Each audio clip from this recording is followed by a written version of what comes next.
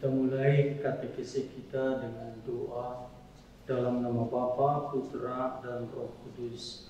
Amin. Tuhan, hadirlah bersama kami agar kegiatan yang akan kami laksanakan pada pagi hari ini sungguh membuahkan hal-hal baik dalam diri keluarga Katolik yang ada di Indonesia. Engkau kami puji kini dan sepanjang masa. Amin. Dalam nama Bapa, Putra, dan Roh Kudus. Amin. Ibu, bapak, saudara-saudari, dan seluruh keluarga Katolik se-Indonesia, kali ini kita berbicara tentang sakit dan penderitaan yang merupakan pengalaman akan kerapuhan manusia. Dalam kehidupan berkeluarga, pengalaman akan sakit dan penderitaan mendapat nilai plus. Karena dalam menghadapinya, keluarga menjadi rumah sakit, di mana anggota yang mengalaminya dirawat dengan penuh kasih agar memperoleh kekuatan dan kesembuhan. Penyembuhan diupayakan terlaksana secara menyeluruh, bukan hanya fisik, tetapi juga psikologis dan rohani. Karena ketiganya, fisik, psikologis, dan rohani, berkaitan satu sama lain. Mengikuti teladan Tuhan kita Yesus Kristus, setiap keluarga menjadi tempat penyembuhan. Gereja mengajak agar setiap keluarga selain mendapat tempat penyembuhan, menjadi tempat penyembuhan juga sebagai tempat peribadatan bagi orang sakit. Keluarga tidak cukup hanya merawat anggotanya yang sakit dan yang menderita, tetapi juga berdoa agar yang bersangkutan sembuh secara total. Sakit dan penderitaan menyentuh seluruh keberadaan manusia. Ada beberapa hal yang perlu diketahui dan dipahami berkaitan dengan sakit dan penderitaan. Pertama, sakit dan penderitaan meliputi hal-hal jasmaniah, moral atau akhlak, dan rohani atau jiwa. Jiwa sendiri bisa dijabarkan ke dalam dua kategori. A. Jiwa dalam pengertian psike, terkait dengan keadaan syaraf pada otak dan seterusnya. Derita dan sakit dalam hal ini biasanya berkaitan dengan sakit jiwa, gila, atau stres berat atau ringan, dan lain-lain. Sakit dan derita psike bisa mempengaruhi badan atau fisik seseorang. Orang yang stres berat bisa jatuh sakit dan menderita secara fisik. B. Jiwa dalam pengertian rohani adalah entitas rohania yang bersifat kekal dalam diri manusia. Wujudnya adalah roh. Derita dan sakit dalam kaitannya dengan ini dihubungkan dengan dosa. Hal ini pun bisa mempengaruhi tubuh seseorang.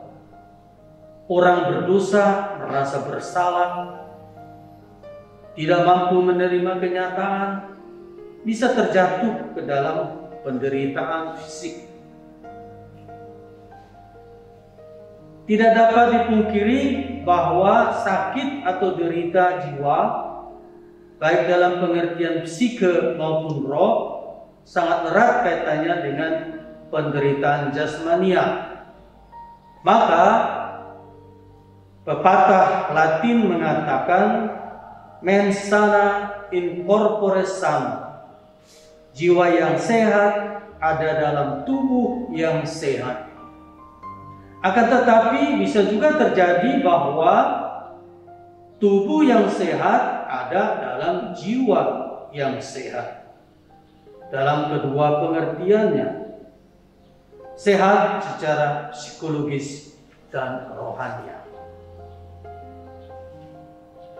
Penyebab sakit dan derita pada umumnya. Pertama, kerusakan harmoni dalam tubuh, akhlak atau moral dan jiwa. Dalam kedua pengertiannya, bisa menyebabkan munculnya penyakit. Tubuh membutuhkan keseimbangan, misalnya antara asupan yang diterima dan energi yang dikeluarkan. Allah telah menciptakan aturan permainan itu dalam tubuh manusia. Maka menjadi tanggung jawab setiap orang untuk mengetahui apa yang dibutuhkan tubuh pada masa bayi dan kanak-kanak, masa remaja dewasa, dan pada masa tua lansia. Ini bisa disebut sebagai ekosistem tubuh. Tidak semua kebutuhan sama. Oleh karena itu, apabila terjadi ketidakseimbangan, lebih-lebih dalam jangka relatif panjang, tubuh akan mengalami disharmoni, sakit. Demikian pula dengan akhlak bagi orang beragama. Ketidakseimbangan terjadi antara lain karena adanya penyangkalan terhadap hati nurani. Tidak bermoral, terjadilah degradasi akhlak, gigitan hati, dan sakit. Derita kejiwaan muncul antara lain karena adanya storing psike, jiwa seseorang. Apabila berat dan terus-menerus tanpa dapat diatasi, bisa menjadi penyakit jiwa atau gila. Dalam kaitannya dengan kejiwaan rohania, disharmoni muncul ketika orang menyimpang dari kaidah iman kepercayaannya, melakukan sesuatu yang disebut dosa. Pertobatan adalah obat mujarab bagi dosa. Kedua, munculnya aneka jenis penyakit bisa disebabkan oleh kelalaian, kebodohan, sikap acuh tak acuh, kurang atau sama sekali tidak refleksif. Banyak hal apabila tidak dilakukan sesuai dengan hukum permainan yang telah Allah tanamkan dalam tubuh holistik manusia, makan minum berlebihan, mengkonsumsi gula atau garam tidak proporsional, bekerja dengan paksa diri dan seterusnya, akan mengakibatkan tubuh menderita sakit. Akan tetapi sakit dan derita, terutama yang berkaitan dengan kejasmanian, bisa juga merupakan akibat atau konsekuensi dari kesetiaan menjalani atau menghidupi perintah Tuhan. Penyangkalan diri, kasih terhadap sesama yang menuntut pengorbanan, dan seterusnya. Ini yang disebut dengan salib. Ketiga, janji setia dalam perkawinan dan penderitaan serta sakit. Sebelum membangun sebuah rumah tangga, setiap orang perlu menyadari kemungkinan berhadapan dengan penderitaan dan sakit, juga dalam konteks hidup berkeluarga. Gereja tidak mengharapkan pasangan yang saling mencintai sebagai landasan otentik pernikahan mengalami keterpurukan karena masalah ini.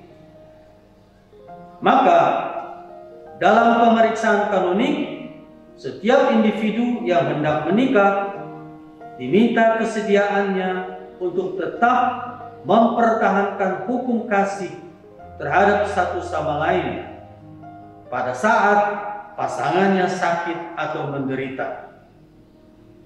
Janji setia ini memiliki konsekuensi-konsekuensi mendasar.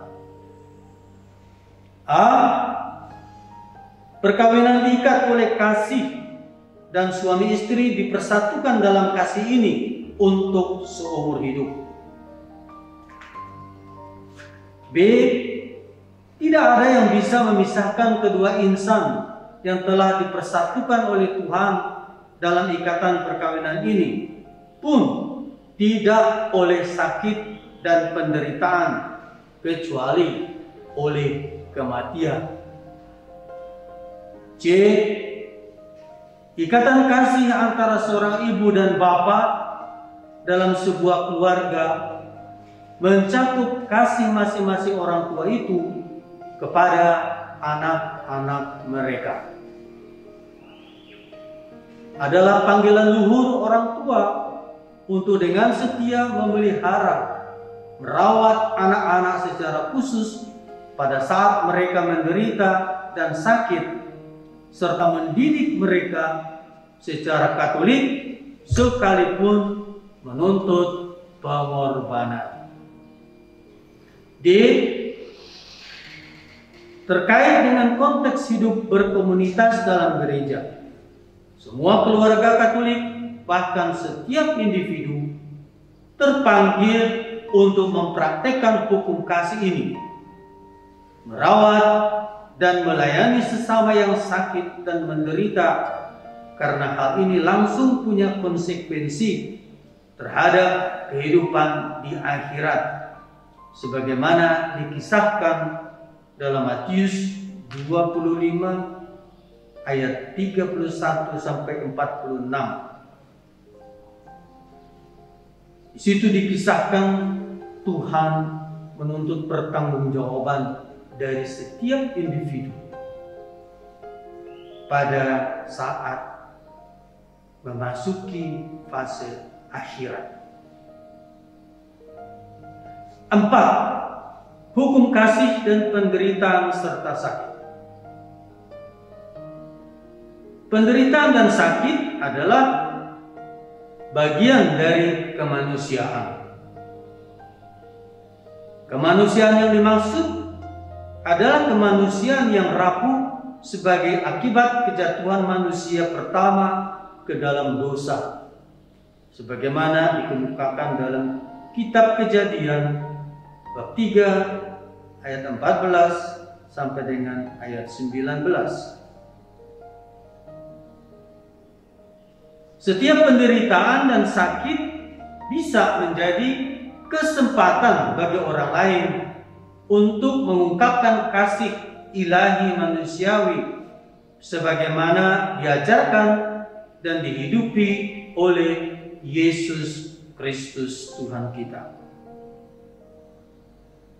Setiap wujud pelayanan dan perawatan serta kepedulian terhadap sesama yang menderita dan sakit bagi orang Kristen dan dalam konteks mengikuti Tuhan dan menghidupi kekristenan adalah upaya untuk mewujudkan kasih Tuhan terhadap sesama. Dalam keluarga, pelayanan dan perawatan terhadap anggota yang sakit merupakan bagian integral dari keberadaan sebagai keluarga Kristen yang saling melayani dalam kasih dan sekaligus sebagai pemenuhan janji untuk saling mencintai dalam untung dan malang, waktu sehat dan sakit. Lembaran pemeriksaan kanonik bagi suami istri. Pada saat pemeriksaan kanonik, pertanyaan berikut disampaikan kepada masing-masing calon suami dan istri. Apakah Anda tahu dan menghendaki perkawinan sebagai kebersamaan dalam suka dan duka seluruh hidup?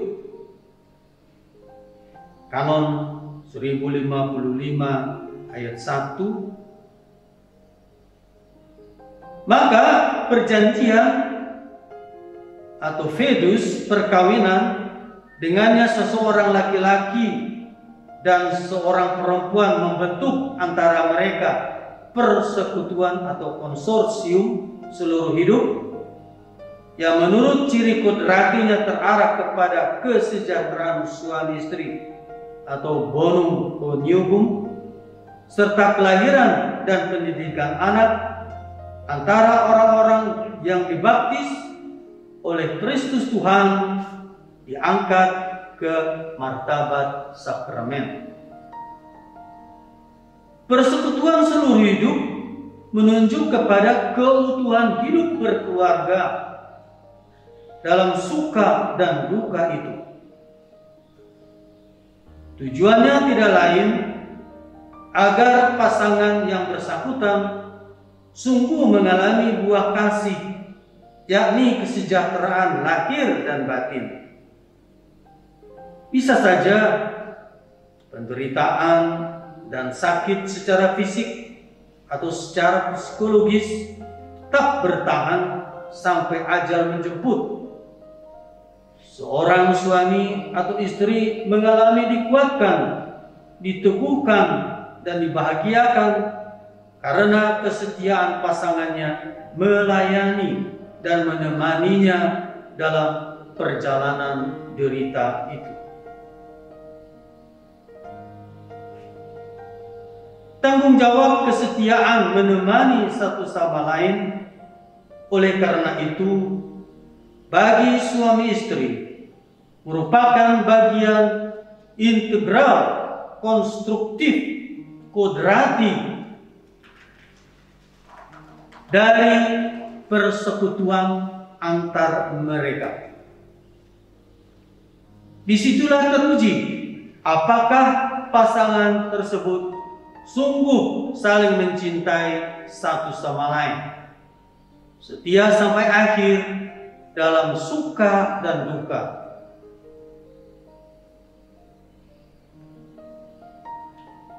Ibu bapak, saudara-saudari, seluruh keluarga Katolik di Indonesia,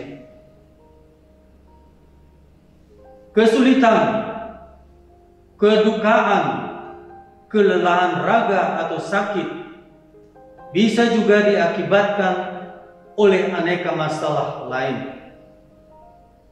Ekonomi, politik, kebudayaan, kemasyarakatan, relasi, dan pendidikan anak. Yang terakhir, yaitu pendidikan anak, tidak jarang menimbulkan problem serius bagi orang tua. Bahkan bisa menyebabkan mereka sakit secara fisik dan psikologis apabila anak-anak tidak mampu mengikuti irama pendidikan dalam keluarga, atau orang tua tidak mampu menyelami kebutuhan-kebutuhan khas anak-anak mereka. Kedua orang tua seharusnya bertanggung jawab mendidik anak-anak dalam suka dan duka dan menanggung bersama risikonya. Jauhlah kiranya dari orang tua kecenderungan untuk hanya menimpakan tanggung jawab kepada pasangannya saja dan tidak peduli terhadap aneka permasalahan terkait dengan pendidikan serta perawatan anak-anak mereka.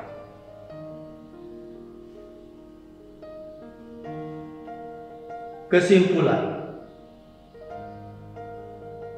Ibu bapak, saudara-saudari, ada banyak jenis penderitaan dan sakit.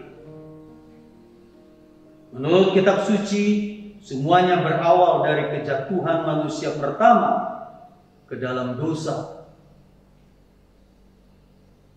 Kedatangan Tuhan kita Yesus Kristus mengubah kutukan, sakit dan derita itu menjadi kesempatan untuk mewujudkan kasih terhadap satu sama lain, bahkan terhadap semua orang. Itulah hakikat hidup Kristiani. Dalam keluarga, kasih ini menjadi penyatu, pengikat secara konstruktif antara dua individu yang saling memberikan diri dalam pernikahan. Di situ, seorang istri atau suami menyadari bahwa perkawinan adalah kesediaan untuk saling memberi diri dalam kasih dan dalam suka serta duka. Dan ini meluas menjadi kasih terhadap anak-anak. Tujuan utama dari hidup berkeluarga ialah membangun kesejahteraan secara komplit, jiwa, raga, dan psikologis. Kesetiaan setiap orang Kristiani mewujudkan kasih terhadap sesamanya akan menghantarnya kepada kehidupan kekal di surga, di mana kasih menjadi satu-satunya yang tetap bertahan. Harapan boleh sirna, iman sudah berakhir, tetapi kasih kekal adanya. Ibu bapak, saudara-saudari, seluruh keluarga Katolik di Indonesia, terima kasih atas perhatiannya. Tuhan memberkati.